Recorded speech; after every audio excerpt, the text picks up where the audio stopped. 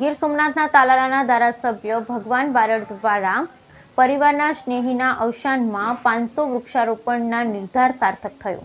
ગીર સોમનાથ જિલ્લાના તાલાલાના ધારાસભ્ય ભગવાન બારડ ભીમાનું થોડા દિવસ અગાઉ અવસાન થયું હતું, ત્યારે તેમની યાદમાં અને વડાપ્રધાન નરેન્દ્ર મોદીના અભિયાન એક પેડ માં કે અંતર્ગત આજોડથી સોમનાથ નેશનલ હાઈવે પર 500 વૃક્ષારોપણ કરવાનો નિર્ધાર કરેલ, જેમાં તેમની ક્રિયા પૂર્ણ થયા બાદ આજોડથી સોમનાથ સુધી નેશનલ હાઈવે પર વૃક્ષારોપણનો કાર્યક્રમ રખાયો, જેમાં બારડ પરિવારના ભાઈઓ, બહેનો, બાળકો તેમજ સ્થાનિક જોડાયા અને એક વૃક્ષનું રોપણ કરી નિયમિત ઉછેર કરવા માટેનો સંકલ્પ લીધો હતો। पर्यावरण बचाव माटे આપણે સૌ આગળ આવવું પડશે અને સૌ કોઈએ માત્ર એક વૃક્ષ તો આપણે પોતાના આંગણે, ઓફિસ કે અન્ય જગ્યા પર વાવેતર કરવું જોઈએ। આ અપીલ ધારાસભ્ય ભગવાન બારડે કરી હતી। આમ તો થોડા દિવસ પહેલાં અમારા મોટા ભાઈના મિસિસ અને અમારી મા સમાન ભાભી દેવલોક પામ્યા છે।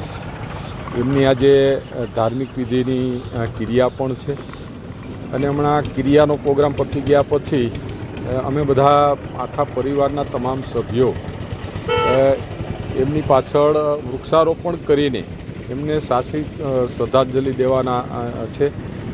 અને આમ તો મૂળભૂત તો 500 વૃક્ષો વાવવા માટેનો મારે પોતાનો નિર્ણય પણ હતો। એમ આજે અમે ક્રિયા પતી ગયા પછી આજોઠાથી લઈ અને છેક સોમનાથ સુધી હાઈવે ઉપર અમે આજે વૃક્ષારોપણ કરવાના છે અને ઓછામાં ઓછા 350 ઝાડ આજે એનું રોપણ અમે કરવાના છે।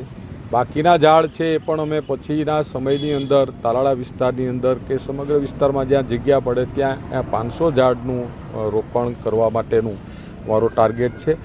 અને આવતીકાલે ગાંધીનગર પણ જવાનો છું, વિધાનસભાનું સત્ર ચાલે છે એટલે ફોરેસ્ટ ડિપાર્ટમેન્ટના અધિકારીઓને મળવાનો છું અને તાલાળા વિસ્તારની અંદર જે બાવરના જંગલો appeal to the Prime Minister Shri Narendra Modi, one tree for one mother. Today I have planted, my family has planted a tree for my grandmother. It is appeal to the people of India to plant trees for Mother Nature.